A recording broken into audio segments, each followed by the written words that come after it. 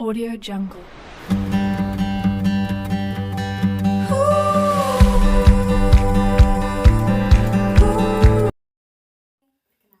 nama saya Amalia Putri dengan NIM A1E118062.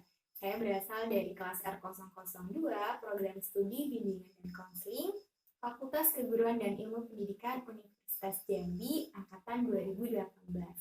Nah, di video ini saya akan memberikan model pembelajaran. Model pembelajaran yang saya gunakan adalah ceramah, di mana sesuai RPP sebenarnya ada model pembelajaran yang lain. Tetapi dikarenakan adanya pandemi, maka model pembelajaran yang bisa saya gunakan sekarang hanya dengan ceramah. Nah, dalam kesempatan kali ini saya akan mengkaji mengenai interaksi sosial. Pasti kalian sudah tidak asing lagi kan melihat orang-orang, melihat guru, melihat orang tua kalian, bahkan melihat teman-teman kalian saling berinteraksi dan berkomunikasi dan secara timbal balik. Dalam kajian sosiologi itu disebut dengan interaksi sosial. Nah, pengertian secara lengkapnya apa sih mengenai interaksi sosial itu?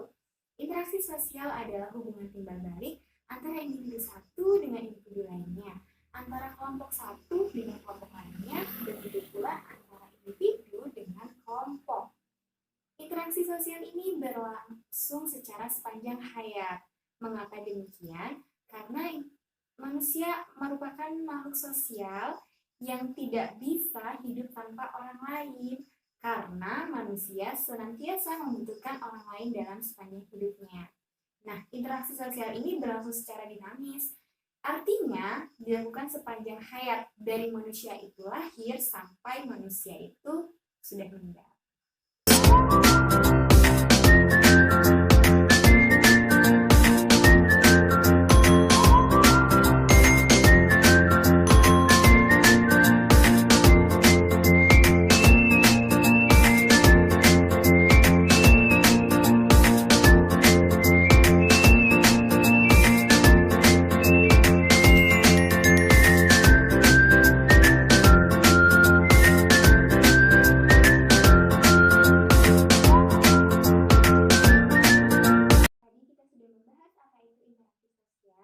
Selanjutnya kita akan membahas mengenai ciri-ciri interaksi sosial. Yang pertama adalah adanya hubungan timbal balik, di mana suatu interaksi sosial dikatakan interaksi sosial jika terjadinya adanya aksi dan reaksi. Misalnya, saya contohkan misalnya, saya berbicara dengan teman saya dan teman saya memberikan feedback kepada saya. Nah, itu dikatakan dengan interaksi sosial. Nah, beda halnya dengan saya berbicara dengan batu, dan batu itu tidak memberikan respon apa-apa terhadap saya. Itu tidak bisa dikatakan dengan interaksi sosial. Ciri yang kedua adalah dilakukan dua orang. Jadi, interaksi sosial ini dilakukan minimal oleh dua orang. Misalnya, saya berkomunikasi dengan teman saya. Bisa juga antara individu satu dengan kelompok, misalnya seorang guru dengan siswanya, ataupun dari kelompok dengan kelompok, seperti itu. Memasuki ciri yang ketiga adalah adanya dimensi waktu. Jadi, interaksi sosial dilakukan dalam masa sekarang ataupun masa depan. Kemudian, memasuki ciri yang keempat adalah memiliki simbol, di mana simbol dalam interaksi sosial berupa bahasa. Mengapa? Bahasa adalah salah satu sarana untuk menyampaikan komunikasi antara individu satu dengan individu lainnya, di mana bahasa yang digunakan juga harus sama. Nah, simbol dari interaksi sosial adalah salah satunya adalah bahasa, di mana bahasa merupakan penghubung antara individu satu dengan individu lainnya. Jadi, bahasa yang digunakan harus bahasa yang sama. Supaya apa? Supaya terciptanya interaksi sosial yang diharapkan, dan interaksi tersebut berjalan dengan lancar dan tidak ada. Baiklah, kita akan memasuki syarat yang keempat. Syarat yang keempat adalah adanya dimensi waktu, di mana interaksi sosial dapat dilaksanakan masa kini dan masa depan dan masa yang sekarang, di mana interaksi sosial itu terjadi adanya waktu, seperti itu. Kemudian memasuki syarat yang terakhir adalah adanya tujuan. Setiap interaksi sosial tentunya mempunyai tujuan. Misalnya saja pada interaksi antara individu satu dengan kelompok. Nah, misalnya seorang guru yang menjelaskan materi kepada siswanya. Tujuannya apa? Agar tersampaikan materi dan siswa tersebut dapat menyerap pelajaran yang disampaikan oleh guru, atau antara individu satu dengan temannya. Apa tujuannya? Untuk menjalin persahabatan. Bisa juga antara kelompok satu dengan kelompok lain yang sedang berdiskusi. Tujuannya apa? Agar saling membuka pikiran, saling bertukar mindset, dan saling bertukar informasi seperti itu.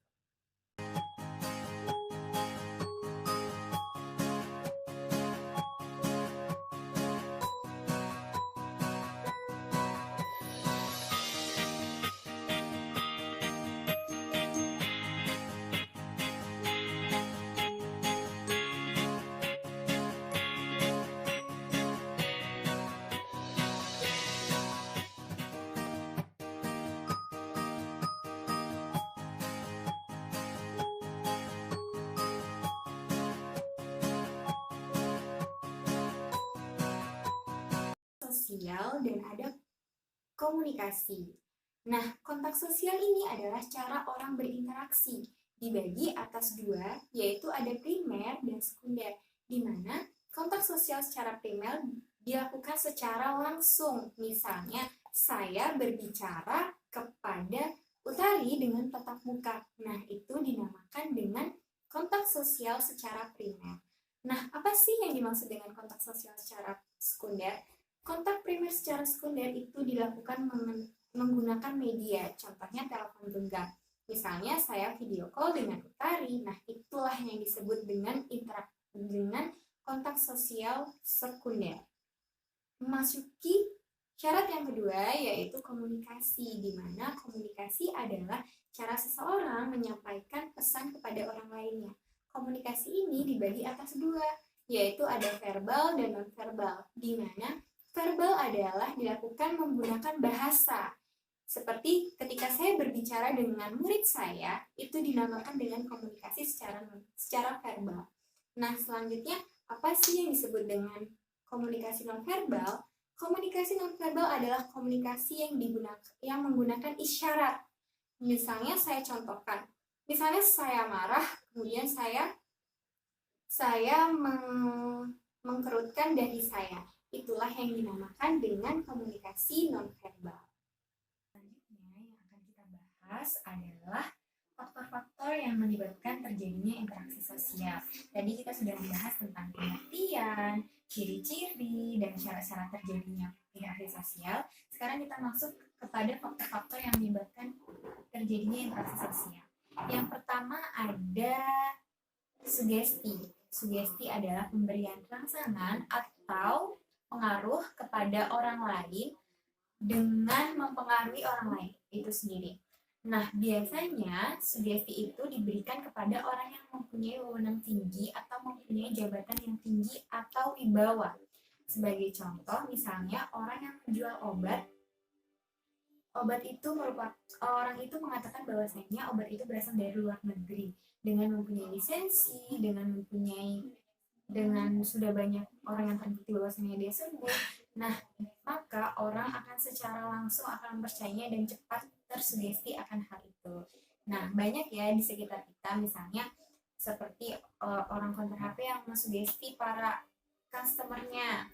Kemudian ada di bidang les itu juga, misalnya datang ke kampus-kampus untuk mensugesti para mahasiswa dengan iming-iming, dengan bisa berbicara bahasa Inggris dengan cepat ataupun dengan menawarkan harga yang miring seperti itu. Nah, faktor yang kedua adalah faktor imitasi. Imitasi adalah faktor yang menyebabkan orang berinteraksi sosial. Seperti apakah imitasi itu? Imitasi adalah proses orang untuk meniru seseorang yang dianggap ideal baginya. Jadi, seseorang itu meniru. Seperti contoh pertama yaitu ada pada sosialisasi pada keluarga, di mana imitasi pertama terjadi pada keluarga. Misalnya, seseorang anak yang meniru cara berpakaian orang tuanya, atau seorang siswa yang meniru cara berbicara gurunya seperti itu. Banyak ya terjadi di lingkungan kita, mulai dari lingkungan sosial, dan biasanya imitasi ini banyak terjadi di lingkungan sosial, di lingkungan keluarga, dan di lingkungan pertemanan maupun lingkungan sekolah. Faktor yang ketiga adalah identifikasi. Identifikasi ini satu tingkat lebih tinggi daripada imitasi.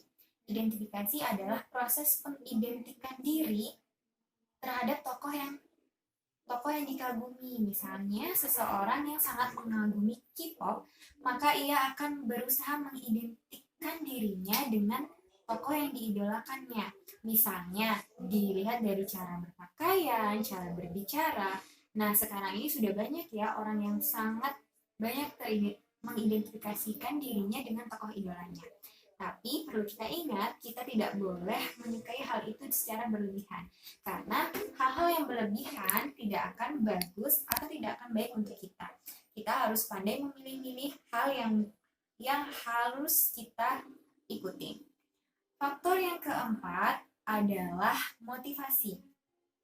Motivasi adalah pemberian rangsangan kepada seseorang atau pemberian pemikiran kepada seseorang, pemberian gambaran kepada seseorang agar seseorang itu mau sesuai dengan apa yang tujuan kita. Misalnya seorang guru yang memberi motivasi kepada siswanya untuk tidak membolos seperti itu. Banyak ya motivasi-motivasi yang bisa kita dapatkan mulai dari media platform, kemudian dari dunia pendidikan, kemudian terkadang kita juga dapat termotivasi dari teman kita sendiri seperti itu. Kemudian adanya simpati. Nah, simpati ini adalah perasaan tertarik kepada seseorang ataupun lembaga-lembaga seperti itu. Misalnya dalam suatu keadaan seperti itu. Kemudian contohnya itu seorang yang simpati terhadap temannya pada saat dia ulang tahun. Nah, nggak jarang kan ada teman kita yang ulang tahun, nah kita bersimpati seperti itu. Faktor yang terakhir yaitu adalah empati, di mana empati ini satu tingkat lebih tinggi daripada simpati. Jika simpati tadi kita merasakan tertarik seperti itu, kalau empati ini dia ini lebih kepada pengubahan peran terhadap seseorang. Nah, kita ini bisa merasakan apa yang beliau rasakan. Misalnya ada teman kita nih yang sedih, nah kita berempati seolah-olah kita yang merasakan sedih itu. Nah, sampai sini sudah paham kan apa itu mengenai bentuk-bentuk faktor-faktor yang menyebabkan terjadinya interaksi sosial. Ada banyak ya. Nah, selanjutnya kita akan membahas mengenai bentuk-bentuk interaksi sosial. Hubungan sosial dalam masyarakat itu berlangsung dalam rentang waktu yang panjang dan cukup lama, dan itu tidak sebentar. Selama kita hidup, kita selalu dihadapkan oleh masalah. Selama kita hidup, kita selalu dihadapkan oleh kerjasama. Ada kerjasama yang menguntungkan, ada yang tidak menguntungkan. Terkadang juga memicu konflik di dalamnya. Tak jarang kita juga dihadapkan dalam kerjasama yang menguntungkan bagi kita. Misalnya dalam perniagaan. Nah, selanjutnya kita akan membahas mengenai bentuk-bentuk interaksi sosial. Bentuk-bentuk interaksi sosial itu dibagi menjadi dua, yaitu asosiatif dan disosiatif. Nah, apa sih yang dimaksud dengan bentuk sosial asosiatif? Nah, bentuk sosial asosiatif adalah bentuk sosial yang menghasilkan kerjasama di dalamnya.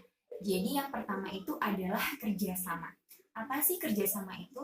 Nah, gak jarang kan kita melakukan kerjasama udah dalam berbagai aspek kehidupan. Misalnya dari bidang ekonomi kita ada bekerja sama, dalam bidang pendidikan ada bekerja sama. Nah, apa sih pengertian dari kerjasama itu sendiri? Kerjasama adalah tujuan yang dilakukan secara bersama-sama. Tujuan ini, sekelompok orang ini melakukan tujuan yang sama dan dalam waktu yang sama pula. Mengapa mereka bekerjasama? Karena mereka mempunyai tujuan yang sama. Sudah saya katakan tadi bahwasanya kerjasama ada di banyak bidang, seperti pendidikan misalnya dalam kita mengerjakan tugas, nah kita bekerja sama. Kerjasama. Yang kedua adanya akomodasi. Apa sih akomodasi itu? Akomodasi adalah peleraian yang pelarian yang berawal dari pertentangan kemudian menghasilkan perdamaian antara orang-orang itu. Jadi orang-orang yang awalnya bertengkar nih, nah mereka melewati proses pelarian dan akhirnya mereka bersatu kembali. Nah itulah yang dinamakan dengan akomodasi. Selanjutnya ada akulturasi. Akulturasi adalah peleburan dua budaya, di mana adanya budaya baru yang masuk terhadap budaya lama kemudian menghasilkan budaya baru dan diikuti, tapi tidak meninggalkan budaya-budaya yang lama.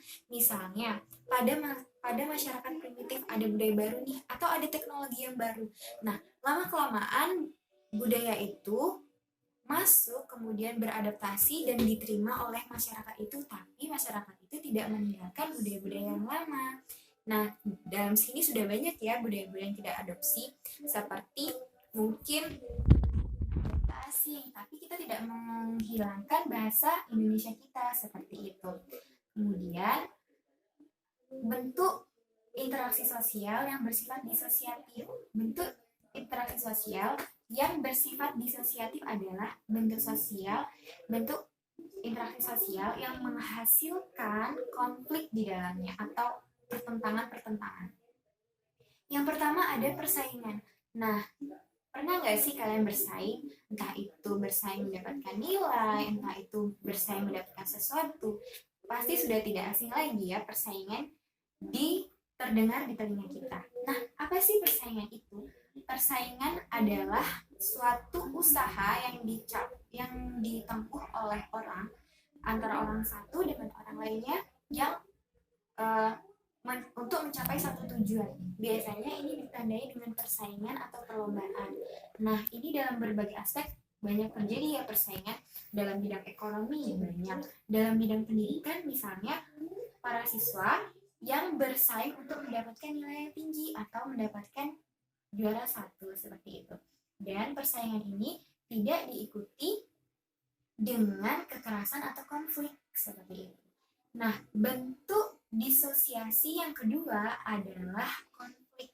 Nah, konflik ini adalah menghalalkan segala cara untuk menjabatkan suatu tujuan, tapi diikuti dengan kekerasan. Nah, misalnya konflik karena